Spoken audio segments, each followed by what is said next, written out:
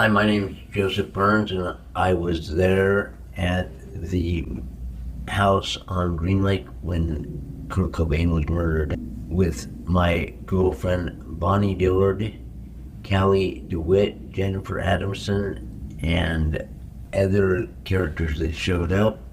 Trying to herd Kurt up into the greenhouse. That last time he had come down, he was totally out of it, and really, I couldn't even talk to him. From the witnesses that came forward, from the informant, from multiple people that have known these people for years, Kurt was murdered. He was forced heroin, but he was assaulted first in the basement, and there were witnesses. Those people never spoke. They covered up this murder, and it's shameful. They had a premeditated game plan. The needles have the caps back on them in a box. Like if he injected 1.52 milligrams per liter of heroin, he would have like literally passed out with the needle in his arm. It happens in seconds. And I do want to bring up one more thing about the toxicology, and that's the benzodiazepine. But let me just read the last part of the report. So the forensic summary is this. We have frothy blood-tinged fluid in the trachea from pulmonary edema. We have no blood aspirated into the lungs, meaning no breathing at the time of trauma. We have brain necrosis and liver necrosis, indicating that both organs were already dying due to lack of oxygen. This is not a snapshot of a sudden violence. It's the biological story of a body shutting down from a massive heroin overdose.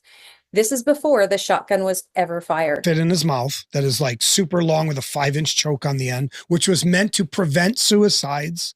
Really? You are not suffocating and choking to death as your brain and your liver, become necrotic, and putting caps on needles, either putting a shirt back on, taking it off, putting it back on, rolling down sleeves, moving away from a kit, and positioning a long shotgun. He is not Harry Potter.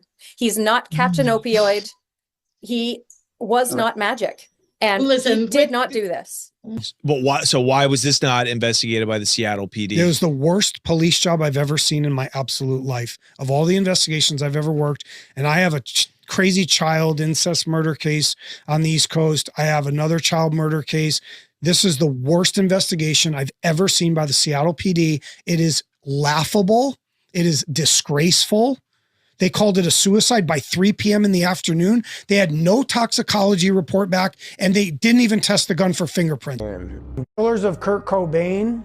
He was paranoid, and he wanted a shotgun. He didn't want a shotgun. And I'm thinking, I didn't feel like I should take off. He was fucked up when he came back down, Didn't need to go back up there if they're trying to get him to go do another hit of dope above the greenhouse. There was no need for that. He was willing to go upstairs and go get higher, and so that's the greenhouse. Are Dylan Carlson and Daniel Clint Rich. He had no guns. I don't think he was worried about anything. They call him Danny Rich. Everyone knows who Dylan is. No one's ever heard the name Daniel Clint Rich. Now you have. Dylan did come through the door with someone, and that's when he was trying to get Kurt to go back upstairs with him. If he bought the gun before he went, and you think he was now suicidal, I don't think he was necessarily planning to kill himself at that point necessarily. I mean, I don't know though. As for the killers, for Dylan and Danny, they have to reckon with themselves and with God eventually.